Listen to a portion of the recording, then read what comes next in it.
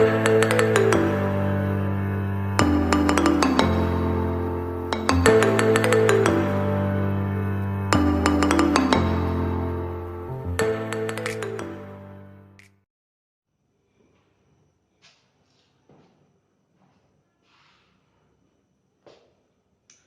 Everyone, this is RG. Welcome back to our YouTube channel. Chapter चल रहा है chemical kinetics and class है 12th।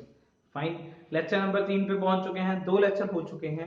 इस chapter के बेसिक्स क्या डेफिनेशन है वो हो चुका है, रेट ऑफ रिएक्शन क्या होता है वो हो चुका है। एंड कल हम बात कर रहे थे रेट लॉ एंड ऑर्डर की, जाते हुए फैक्टर्स अफेक्टिंग रेट हो चुका है। फाइन, तो वो जो जाते हुए टॉपिक हमने छेड़ा हुआ था that is rate law, expression and order, उसी से कंटिन्यू करेंगे। And I am come up with some interesting experimental examples. Fine, तो पहले ही मैंने आज पहले से लिख के रखा हुआ डाटा, बिकॉज सारा डाटा एक्सपेरिमेंटल है। आपने कल भी बात करी थी, रेट लॉ बेसिकली क्या है, एक एक्सपेरिमेंटल चीज है। क्लियर? बिफोर प्रोसीडिंग पहले हम बहुत आसान सा एक क्वेश्चन कर लेते हैं कि रेट लॉ के जो पावर्स का सम होता है उसी को ऑर्डर बोलते हैं। रेट लॉ के जो पावर्स का सम होता है, ऐसे ही कुछ क्वेश्चंस मैंने आपको करने के लिए दिए भी थे। रेट लॉ के पावर्स का जो सम होता है उसी को ऑर्डर बोला जाता है। तो यहां पे पावर 1 है, यहां पे पावर 3/2 है, यहां पे पावर 2 + 0 2 है, यहां पे 2 - 1 दिस इज 1 है, 0 और 0 ये 0 है, and this is 1 1 and 2 this is 4 है। क्लियर? तो कोई दिक्कत? सबसे पहले तो हमने ये बहुत आसान सा काम कर लिया है, दैट इज पावर्स का सम ऑर्डर निकालने के लिए। क्लियर? देन सेकेंड थिंग, जो एक्चुअली में जिस बात के लिए मैंने ये एग्जांपल्स लिख के रखे हैं वो है रेट लॉ की अंडरस्टैंडिंग के लिए। क्लियर? तो ये आपके सामने रहे 6 रिएक्शंस। सबसे पहला काम तो आपको ये 6 के 6 लिखने हैं। क्लियर? अब 6 के 6 लिख के इन 6 के 6 के अंदर क्या चीज खास है वो चीज देखिए। सबसे पहली रिएक्शन N2O5, रिएक्टेंट में N2O5 दो है, पर अगर मैं इसके एक्सपेरिमेंटल रेट लॉ की बात करूं तो ये है, जिसमें रेट सम के कांस्टेंट यानी कि रेट कांस्टेंट N2O5 की पावर 1 है। रिएक्टेंट में दो होने के बावजूद ये यहां पे 1 है। क्लियर? यानी कि अपने आप में अलग हो गया। हर 6 के 6 एग्जांपल मैंने अपने आप से दूसरे से अलग लिया है। जैसे इसमें हाइड्रोजन अपनी पैरा से ऑर्थो फॉर्म में जा रहा है। वी ऑल नो न्यूक्लियस पिंस के ऊपर हाइड्रोजन्स डिफरेंशिएट किए होते हैं, ऑर्थो और para. Fine, we have read in class 11th chapter number कितना 9।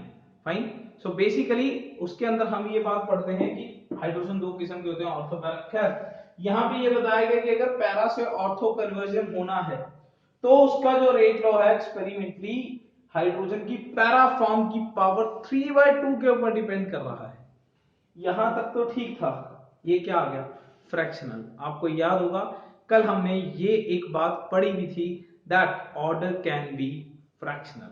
कोई दिक्कत? सो दूसरी रिएक्शन इस बात के लिए बहुत खास है क्योंकि इससे हमें फ्रैक्शनल अंडरस्टैंडिंग होती है। तीसरी रिएक्शन, तीसरी रिएक्शन में अगर हम देखें, दो रिएक्टेंट है, दोनों का स्टोइकियोमेट्रिक कोएफिशिएंट 1 है, यहां भी 1 है, यहां भी 1 है, दोनों का ही स्टोइकियोमेट्रिक कोएफिशिएंट 1 है। पर देखिए यहां क्या हो गया, एक बात अच्छी है, किस्मत यहां एक बात के लिए अच्छी है, अगर आपने किसी ने दे के इसको बोल दिया ऑर्डर 2 है, एक ये एक ये, तो लकीली आंसर सही आ गया। कई बार होता है ना, हम गलत करने की मतलब कई बार हम ऐसे तुक्का लगा देते हैं और वो सही भी हो जाता है। ठीक है ना, जबकि हम सोच रहे होते हैं कि शायद ये सही ना हो, पर वो लकीली सही हो जाता है। कुछ ऐसा कुछ हुआ हमारे साथ इसमें। यहाँ पे 1, यहाँ पे 1, सोचा कितना ऑर्डर आना चाहिए 2, ये आ गया, पर एक्चुअली में ये 1 1 नहीं है। उसके कारण नहीं आया, किसके कारण आया? यहाँ ये है रेट एक्सप्रेशन। इस रेट एक्सप्रेशन के अकॉर्डिंग ये NO2 की तो ट्वाइस पावर पे डिपेंड करता है, जबकि कार्बन मोनोऑक्साइड की किसी भी पावर के ऊपर डिपेंड नहीं करता।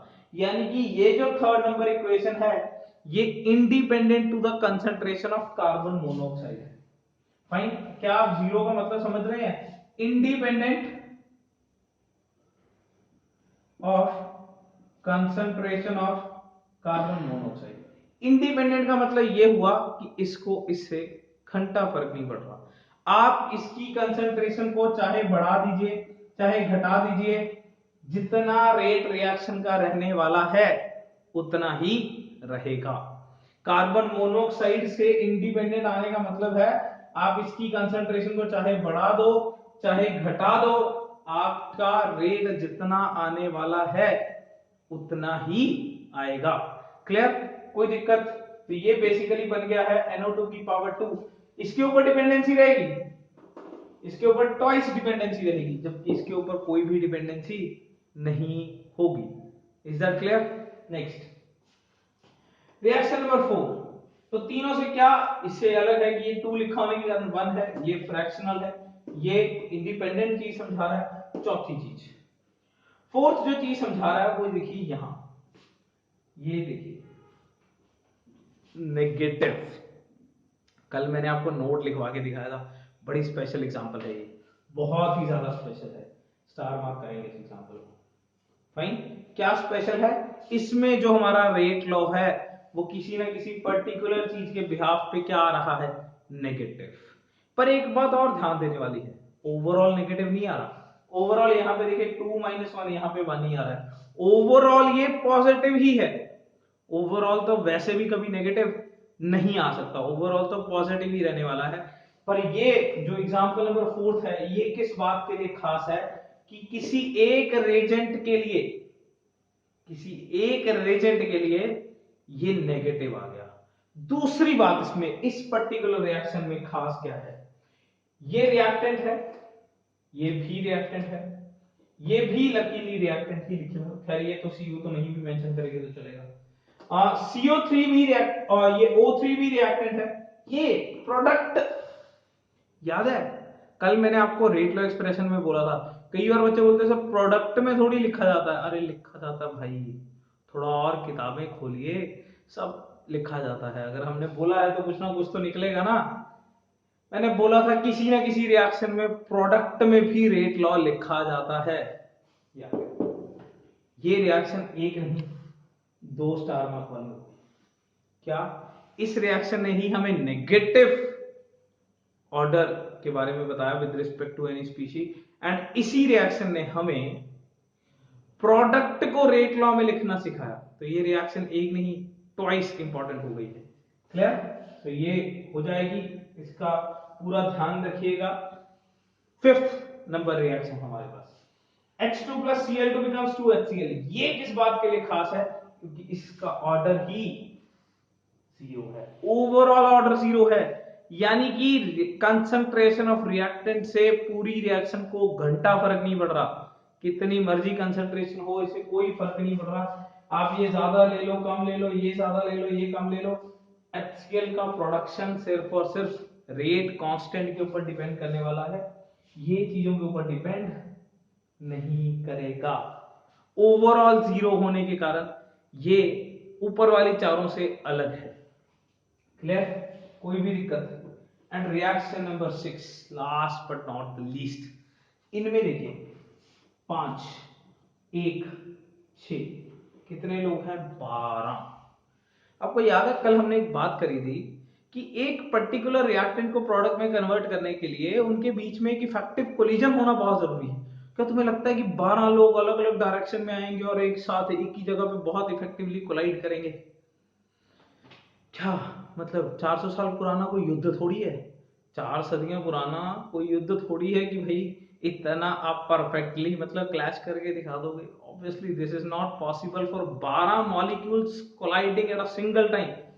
12 मॉलिक्यूल्स एक टाइम पे कोलाइड करें और एक इफेक्टिव कोलिजन कन्वर्ट करके प्रोडक्ट बना दें, बहुत रेयरेस्ट पॉसिबल है। इसीलिए जो रेट लॉ है ये इसकी सिर्फ एक, इसकी भी एक और इसकी सिर्फ 2 पावर के ऊपर डिपेंड करता है।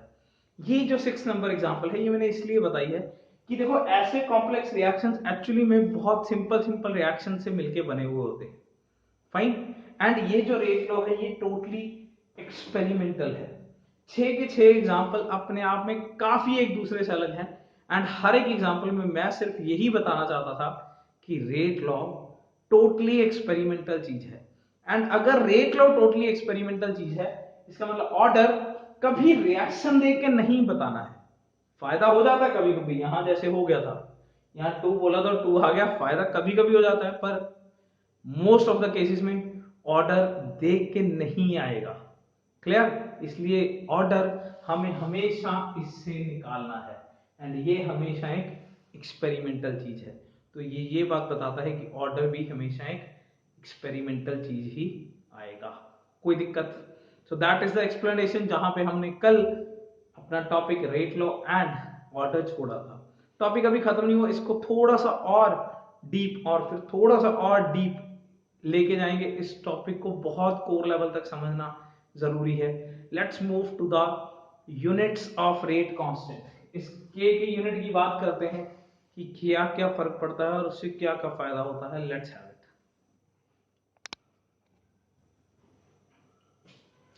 Next is units of rate constant. Fine.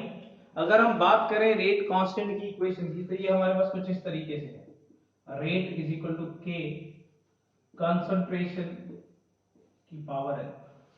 Clear? Where n defines basically order.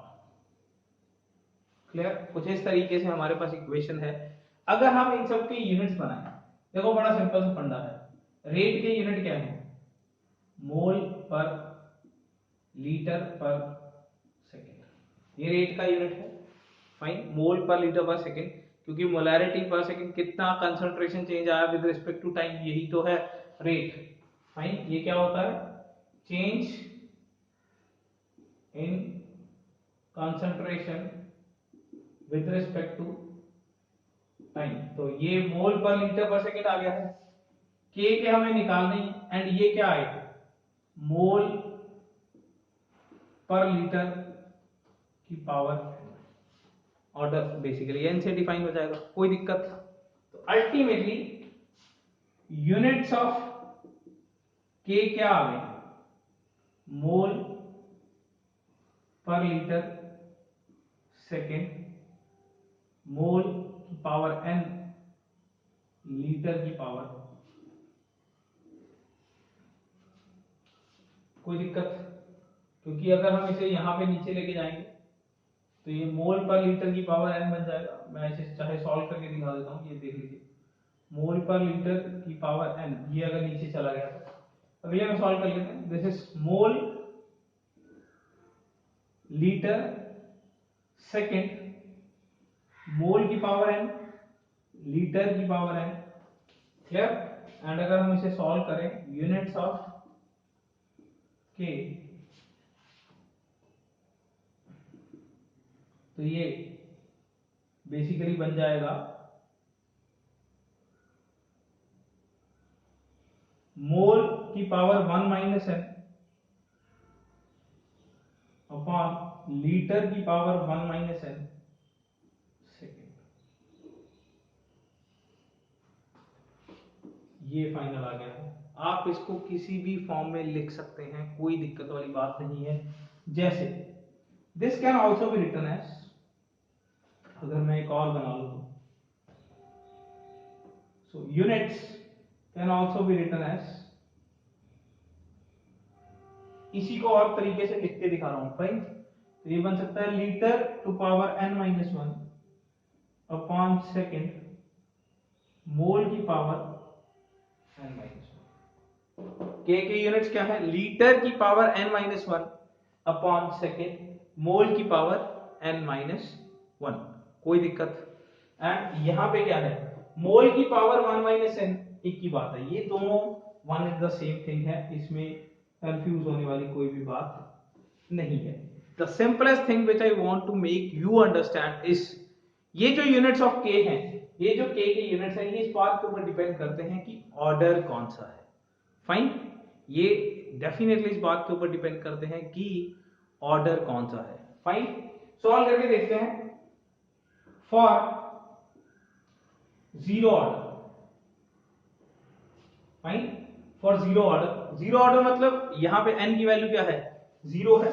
अगर n की वैल्यू 0 है तो यूनिट्स ऑफ k बेसिकली हमारे पास रह जाएंगे मोल per litre second. Similarly for first order, अगर हम फर्स्ट ऑर्डर के लिए देखें, देखो जीरो ऑर्डर के लिए n इजिकल टू क्या है 0, फर्स्ट ऑर्डर के लिए n इजिकल टू क्या है 1 है। क्लियर? अगर यहां पे n इजिकल टू 1 देखें तो यूनिट्स ऑफ k बेसिकली क्या आ गए हैं, यहां पे पुट करेंगे तो ultimately this will be only second inverse, mole per litre है ही नहीं है। फाइन। एंड सिमिलरली अगर हम इसे फॉर सेकेंड ऑर्डर निकालें, यानी कि n इजिकल टू 2 के लिए कैलकुलेट करें, तो ये यूनिट्स ऑफ k बेसिकली बन जाएंगे, n इजिकल टू 2 अगर पुट करते हैं तो ये बन जाएगा लीटर अपॉन सेकेंड। कोई भी दिक्कत, वैल्यू पुट करी है, अब just put the values, nothing else. n is equal to 0 के लिए k का यूनिट ये बन जाएगा, n इजिकल टू 1 के लिए ये बन जाएगा, 2 के लिए ये बन जाएगा, कोई दिक्कत। कई बार ऐसा होता है कि हमें ना डायरेक्टली सिर्फ k दिया होता है और बोलते हैं कि प्रोडक्ट करके दिखाओ। फाइन। जैसे मैं आपको एक क्वेश्चन लिख के दिखा रहा हूं, let's have a question, product the order of reaction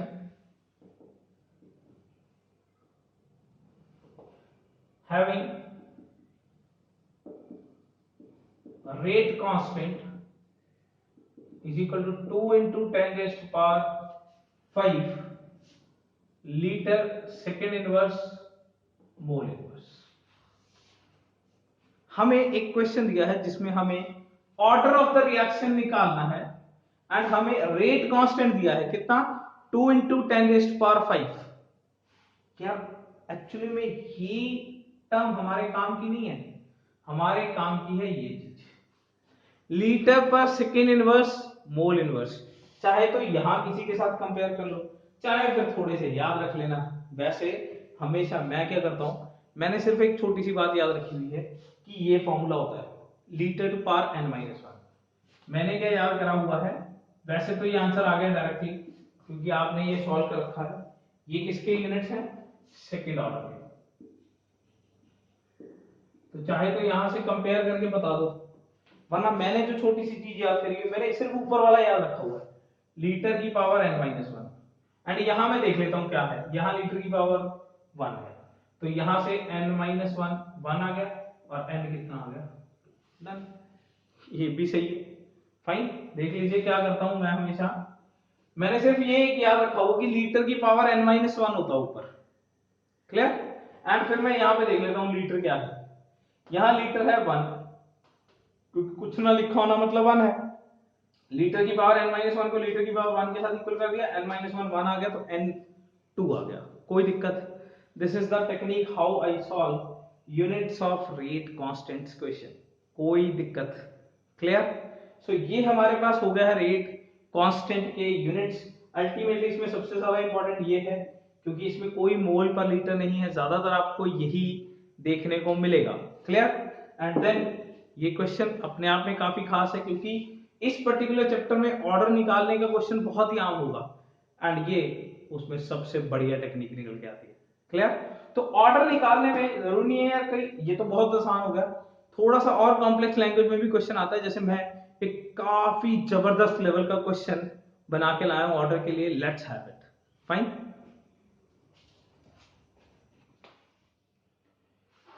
so order में बेसिकली वो जस्ट सिंपल क्वेश्चन के अलावा कुछ और भी कंसेप्ट बन सकते हैं। Let's have it. ये बहुत ही जबरदस्त क्वेश्चन है।